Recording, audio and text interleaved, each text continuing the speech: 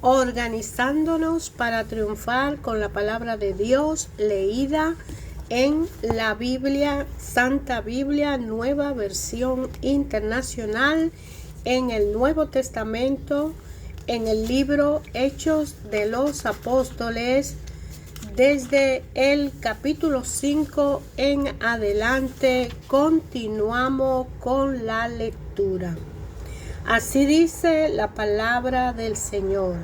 Ananías y Zafira.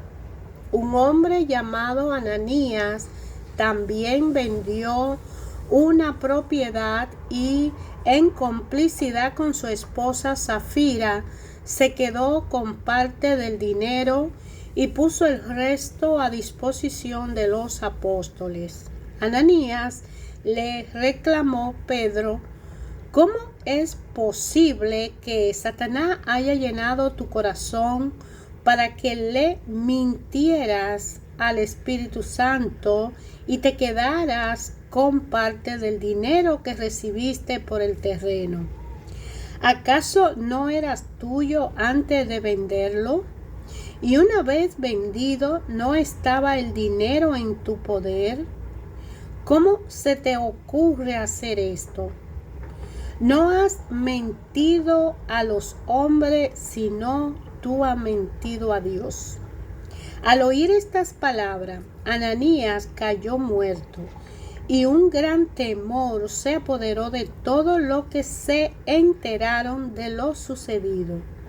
Entonces se acercaron los más jóvenes, envolvieron el cuerpo, se lo llevaron y le dieron sepultura. Unas 3 horas más tarde entró la esposa sin saber lo que había ocurrido. Dime, le preguntó Pedro, ¿vendieron ustedes el terreno por tal precio? Sí, dijo ella, por tal precio. ¿Por qué se pusieron de acuerdo para poner a prueba al Espíritu del Señor?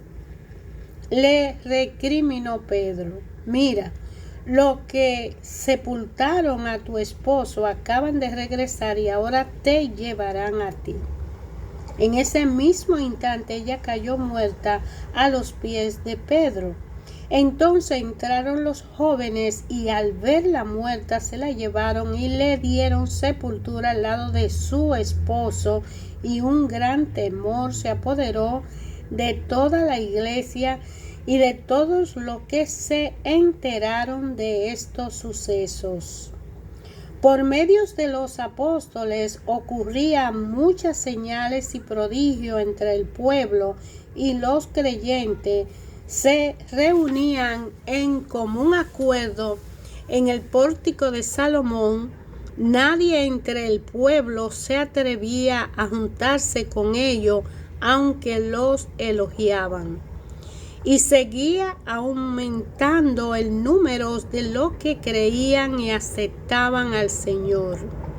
Era tal la multitud de hombres y mujeres que hasta sacaban a los enfermos a las plazas y los ponían en colchoneta y camilla para que al pasar Pedro, por lo menos su sombra cayera sobre algunos de ellos.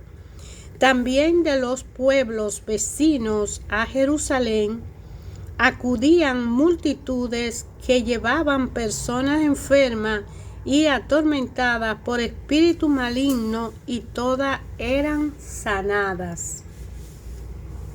El sumo sacerdote y todos sus compartidarios que pertenecían a la secta de los saduceos se llenaron de envidia. Entonces arrestaron a los apóstoles y los metieron en la cárcel común.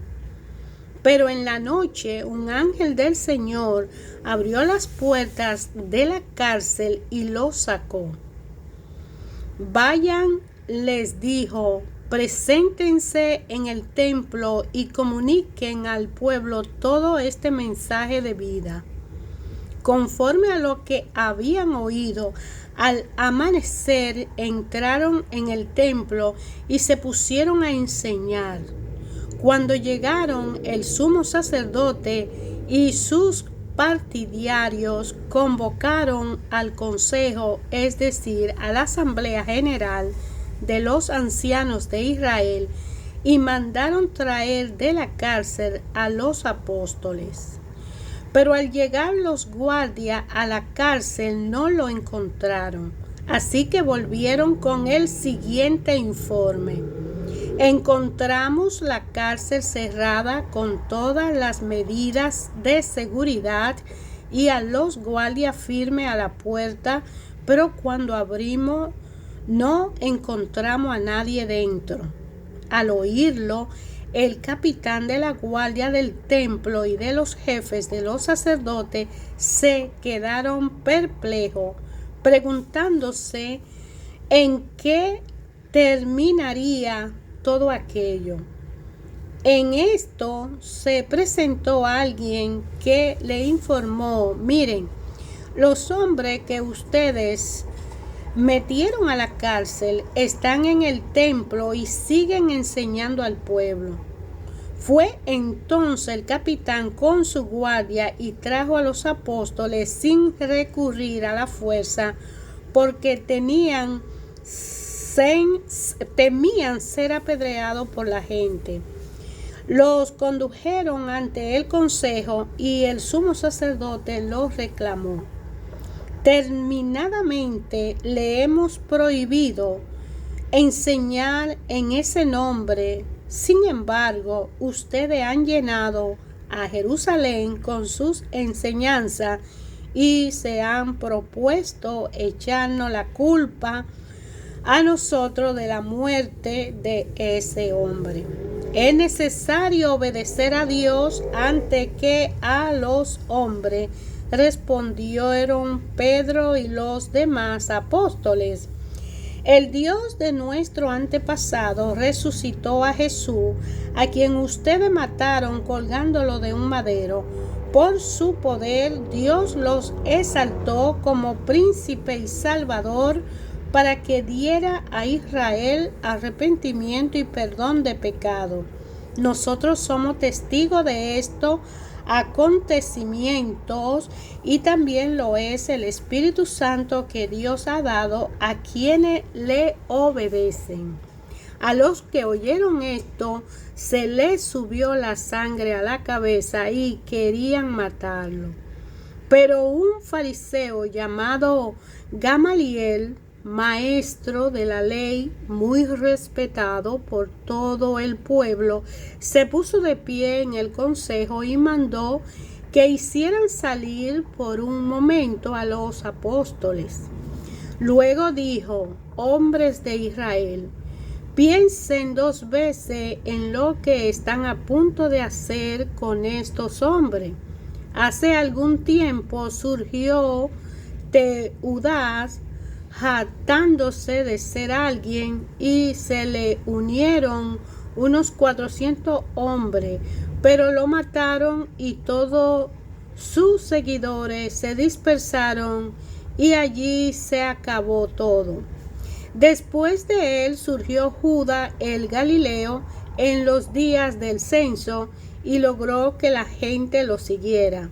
A él también lo mataron y todos sus secuaces se dispersaron. En este caso les aconsejo que dejen a estos hombres en paz, suéltenlo. Si lo que se proponen y hacen es de origen humano, fracasará, pero si es de Dios, no podrán destruirlos, y ustedes se encontrarán luchando contra Dios. Se dejaron persuadir por Gamaliel. Entonces llamaron a los apóstoles y, luego de azotarlos, le ordenaron que no hablaran más en el nombre de Jesús. Después de eso lo soltaron. Así pues, los apóstoles salieron de consejo lleno de gozo por haber sido considerado digno de sufrir afrenta por causa del nombre. El día tras día en el templo y de casa en casa no dejaban de enseñar y anunciar la buena nueva de que Jesús es el Mesías. En aquellos días, al aumentar el número de los discípulos, se quejaron los judíos de la habla griega contra los de habla aramea, de que sus viudas eran desatendidas en las distribuciones diarias de los alimentos. Así que los 12 reunieron a toda la comunidad de discípulos y les dijeron: no está bien que nosotros los apóstoles cuidemos el ministerio de la palabra de Dios para servir las mesas. Hermanos, escojan entre ustedes 7 hombres de buena reputación, llenos del Espíritu Santo y de sabiduría, para encargarle esta responsabilidad. Así nosotros nos dedicaremos de lleno a la oración y al ministerio de la palabra. Esta propuesta agradó a toda la asamblea. Escogieron a Esteban, hombre lleno de fe y de Espíritu Santo, y a Felipe, Procoro, a Nicanor, a Timón y a Parmena, y a Nicolás, un proselito de Antioquía. Lo presentaron a los apóstoles, quienes oraron y le impusieron las manos. Y la palabra de Dios se difundía, el número de los discípulos aumentaba considerablemente en Jerusalén, e incluso muchos de los sacerdotes obedecían a la fe. Esteban, hombre lleno de gracia y de poder de Dios, hacía grandes prodigios y señales milagrosas entre el pueblo. Con él se pusieron a discutir ciertos individuos de la sinagoga llamada de los libertos, donde había judíos de Cirene y de Alejandría, de Sicilia y de la provincia de Asia. Como no podían hacer frente a la sabiduría ni al espíritu con que hablaba Esteban, instigaron a unos hombres a decir: hemos oído a Esteban blasfemar contra Moisés y contra Dios. Agitaron al pueblo, a los ancianos y a los maestros de la ley. Se apoderaron de Esteban y lo llevaron ante el consejo. Presentaron testigos falsos que declararon: este hombre nos deja de hablar contra este lugar santo y contra la ley. Le hemos oído decir que ese Jesús de Nazaret destruirá este lugar y que enviará las tradiciones que no dejó Moisés.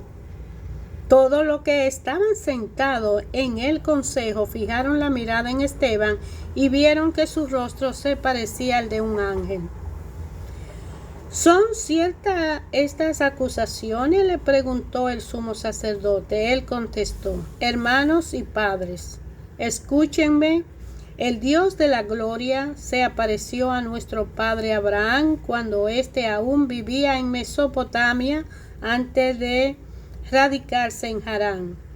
Deja tu tierra y a tus parientes, le dijo Dios, y ve a tierra que yo te mostraré. Entonces salió de la tierra de los caldeos y se estableció en Harán. Desde allí, después de la muerte de su padre, Dios lo trasladó a esta tierra donde ustedes viven ahora. No le dio herencia alguna en ella, ni siquiera donde plantar el pie, pero le prometió dársela en posesión a él y a su descendencia, aunque Abraham no tenía ni un solo hijo todavía. Dios le dijo así: tus descendientes vivirán como extranjeros en tierra extraña, donde serán esclavizados y maltratados durante 400 años. Pero sea cual sea la nación que lo esclavice, yo lo castigaré, y luego tus descendientes saldrán de esa tierra y me adorarán en este lugar. Hizo con Abraham el pacto que tenía por señal la circuncisión. Así, cuando Abraham tuvo a su hijo Isaac, lo circuncidó a los 8 días de nacido, e Isaac a Jacob y Jacob a los 12 patriarcas. Por envidia, los patriarcas vendieron a José como esclavo, quien fue llevado a Egipto, llevado esclavo, pero Dios estaba con él y lo libró de todas sus desgracias. Le dio sabiduría para ganarse el favor de Faraón, rey de Egipto, que lo nombró gobernador del país y del palacio real. Hubo entonces una hambre que azotó a todo el país de Egipto y a Canaán, causando mucho sufrimiento, y nuestros antepasados no encontraban alimentos. Al enterarse Jacob de que había comida en Egipto, mandó allá a nuestros antepasados en una primera visita. En la segunda, José se dio a conocer a sus hermanos y el faraón supo del origen de José. Después de esto, José mandó llamar a su padre Jacob y a toda su familia, 75 personas en total. Bajó entonces Jacob a Egipto, y allí murieron él y nuestros antepasados. Sus restos fueron llevados a Siquem, puesto en el sepulcro que a buen precio Abraham había comprado a los hijos de Hamor en Siquem. Cuando ya se acercaba el tiempo de que se cumpliera la promesa que Dios le había hecho a Abraham, el pueblo crecía y se multiplicaba en Egipto. Por aquel entonces subió al trono de Egipto un nuevo rey que no sabía nada de José. Este rey usó de artimaña con nuestros pueblos y oprimió a nuestro antepasado, obligándolo a dejar abandonado a sus hijos recién nacidos para que murieran. En aquel tiempo nació Moisés y fue agradable a los ojos de Dios. Por 3 meses se crió en la casa de su padre, y al quedar abandonado, la hija de Faraón lo adoptó y lo crió como a su propio hijo. Así Moisés fue instruido en toda sabiduría de los egipcios y era poderoso en palabra y en obra. Cuando cumplió 40 años, Moisés tuvo el deseo de allegarse a sus hermanos israelitas. Al ver que un egipcio maltrataba a unos de ellos, acudió en su defensa y lo vengó matando al egipcio. Moisés suponía que sus hermanos reconocieran que Dios iba a liberarlo por medio de él, pero ellos no lo comprendieron. Así, al día siguiente, Moisés sorprendió a 2 israelitas que estaban peleando. Trató de reconciliarlo diciéndoles: señores, ustedes son hermanos, ¿por qué quieren hacerse daño? Pero el que estaba maltratando al otro empujó a Moisés y le dijo: ¿y quién te nombró a ti gobernante y juez sobre nosotros? ¿Acaso quiere matarme a mí como mataste ayer al egipcio? Al oír esto, Moisés huyó a Madián. Allí vivió como extranjero y tuvo 2 hijos. Pasado 40 años, se le apareció un ángel en el desierto cercano al monte Sinaí, en la llama de una zarza que ardía. Moisés se asombró de lo que veía. Al acercarse para observar, oyó la voz del Señor: yo soy el Dios de tus antepasados, el Dios de Abraham, de Isaac y de Jacob. Moisés se puso a temblar de miedo y no se atrevía a mirar. Le dijo el Señor: quítate la sandalia, porque está pisando tierra santa. Ciertamente he visto la opresión que sufre mi pueblo en Egipto. lo he escuchado quejarse, así que he decidido para librarlo. Ahora ven y te enviaré de vuelta a Egipto. A ese mismo Moisés, a quien había rechazado, diciéndole: ¿y quién te nombró gobernante y juez? Dios le envió para ser gobernante y libertador, mediante el poder del ángel que se le apareció en la zarza. Él lo sacó de Egipto, haciendo prodigios y señales milagrosas tanto en la tierra de Egipto como en el Mar Rojo y en el desierto durante 40 años. Este Moisés le dijo a los israelitas: Dios hará surgir para ustedes de entre sus propios hermanos un profeta como yo. Ese mismo Moisés estuvo en la asamblea en el desierto con el ángel que le habló en el monte Sinaí y con nuestros antepasados. Fue también él quien recibió palabra de vida para comunicárnosla a nosotros. Nuestros antepasados no quisieron obedecer a él, sino que lo rechazaron. Lo que realmente deseaban era volver a Egipto, por lo cual le dijeron a Aarón: tiene que hacernos dioses que vayan delante de nosotros, porque a ese Moisés que nos sacó de Egipto, no sabemos qué pudo haberle pasado. Entonces se hicieron un ídolo en forma de becerro, le ofrecieron sacrificio y tuvieron fiesta de honor a esta obra de sus manos. Pero Dios le volvió la espalda y lo entregó a que rindieran culto a los astros. Así está escrito en el libro de los profetas. Casa de Israel, ¿acaso me ofrecieron ustedes sacrificio y ofrenda durante los 40 años en el desierto?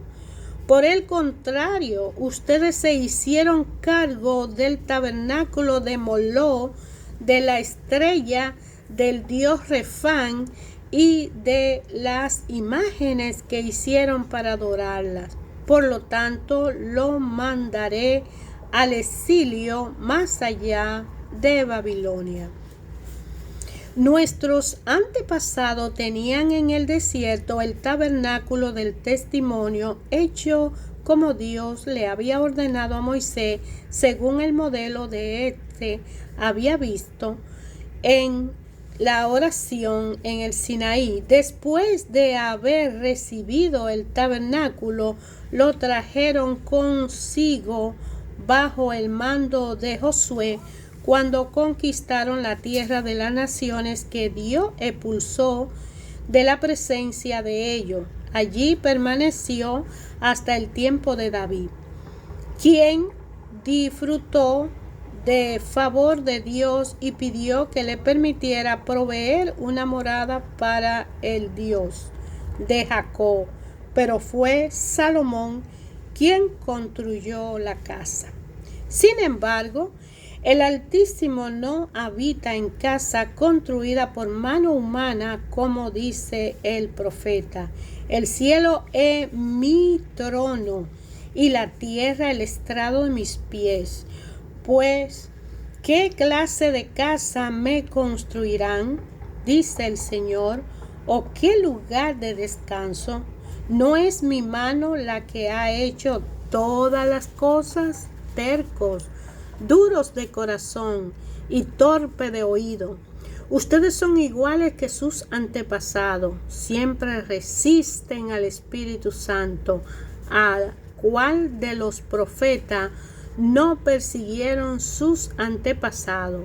Ellos mataron a los de antemano que anunciaron la venida del justo, y ahora a este lo han traicionado, asesinado. Ustedes que recibieron la ley promulgada por medio de ángeles y no la han obedecido. Al oír esto, rechinando los dientes, montaron en cólera contra él, pero Esteban, lleno del Espíritu Santo, fijó la mirada en el cielo y vio la gloria de Dios y a Jesús de pie a la derecha de Dios. Veo el cielo abierto, exclamó, y al Hijo del Hombre de pies a la derecha de Dios. Entonces ellos gritaron a voz en cuello, se taparon los oídos y todo a una se abalanzaron sobre él, los sacaron a empujones fuera de la ciudad y comenzaron a apedrearlo. Los acusadores le encargaron sus mantos a un joven llamado Saulo. Mientras lo apedreaban, Esteban oraba. Señor Jesús, decía, recibe mi espíritu. Luego cayó de rodillas y gritó, Señor, no les tome en cuenta este pecado. Palabra del Señor. Hermanos, en el libro Hechos de los Apóstoles, leído en la Santa Biblia Nueva Versión Internacional, hemos venido estudiando y leyendo la palabra del Señor en el capítulo 4 al capítulo 7, que habla de que Pedro y Juan están ante el consejo porque han sido acusados y llevados presos por predicar el mensaje, y que hacen la oración de los creyentes y suceden prodigios y milagros y muchos son arrepentidos. Los creyentes comparten los bienes que van recibiendo para ayudarse como comunidad. Y entonces vemos cómo pasa con Ananías y Zafira, que son una pareja de esposos que deciden vender su casa, pero intentan cogerse una parte y mienten a los apóstoles por el total que hicieron al vender la casa, de manera que creyeron engañar a los apóstoles, pero como son una comunidad regida por el Espíritu Santo, evidentemente han engañado al Espíritu Santo. Entonces los apóstoles le llama, y sobre todo Pedro le deja saber a Ananías que por qué engañó al Espíritu Santo. Si la casa era de él, el terreno era de él, el dinero era de él y el valor era de él, no tenía por qué mentir al Espíritu Santo. Y es porque se ha dicho que podremos mentir o pecar, pero con el Espíritu Santo no se juega, porque es el Espíritu de Dios Padre. Entonces Ananías confirmó, su esposa, Ananías hizo de acuerdo con Zafira esa transgresión, y Zafira confirma cuando Pedro la enfrenta y ambos mueren, porque dice que pecar contra el Espíritu Santo, dice el Señor Jesús, que es causa de muerte. No podemos blasfemar y debemos respetar el Espíritu Santo. Los apóstoles en ese tiempo están haciendo muchas sanaciones a muchas personas, prodigios y señales se manifiestan porque ya los apóstoles están actuando por y a través del Espíritu Santo que Jesucristo al subir al cielo le deja. Persiguen a los apóstoles y lo meten a la cárcel, pero un ángel los salva.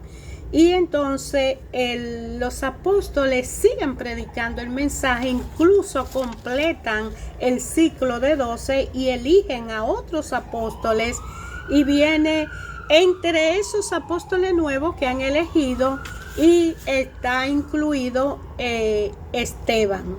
Esteban, que tiene un poder fuerte en Espíritu Santo se manifiesta ante los acusadores que intentan por envidia acusarle y lo arrestan, y él le hace una descripción total de toda el plan y la alianza y promesa que dio a Abraham, Dios, a todos los patriarcas desde Abraham, Isaac, Jacob, los 12 hijos que tuvo Jacob, que fueron formadas 12 tribus, y que entonces se prometió que heredarían toda la alianza que Dios ha hecho. Dios elige a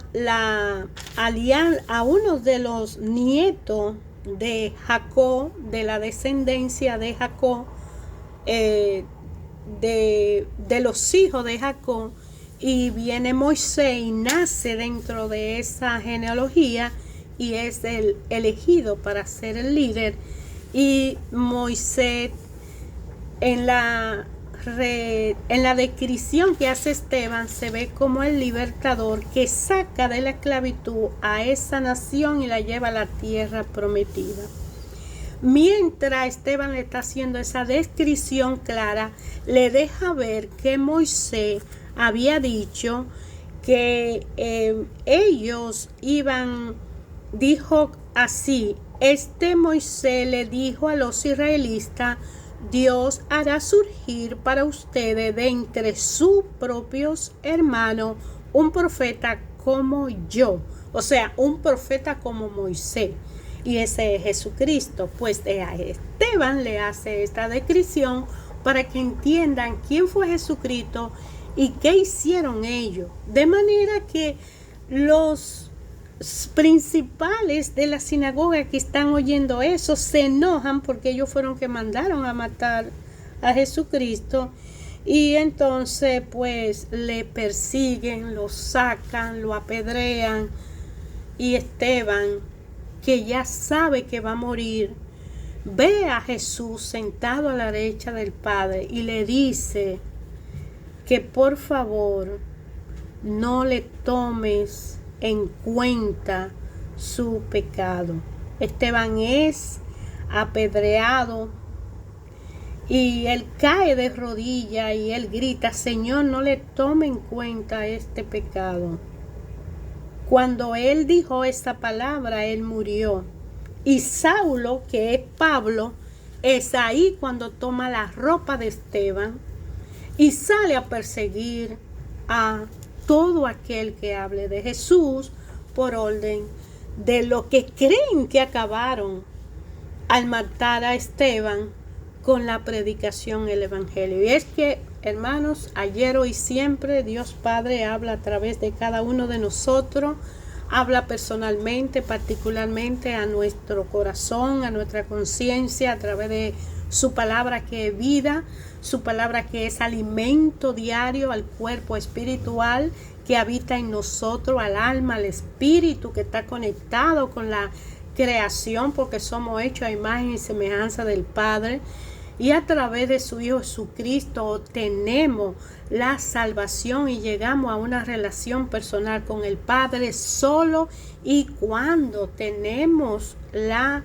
aceptación y clara conciencia de saber que el Espíritu Santo toma el control absoluto de nuestra vida, y con él y su ayuda espiritual, el Espíritu viene a capacitarnos con dones y carisma apropiado al tipo de vida que nos tocó llevar para prepararnos para la obra salvística que a través de nosotros el Padre va a hacer, siguiendo a nosotros la senda de Jesús con la cruz de nuestra responsabilidad al hombro y cargar con ella, siguiendo a Jesús, para conservar así la gracia de la salvación que ha sido dada a todo aquel que quiera aceptarla y conservarla.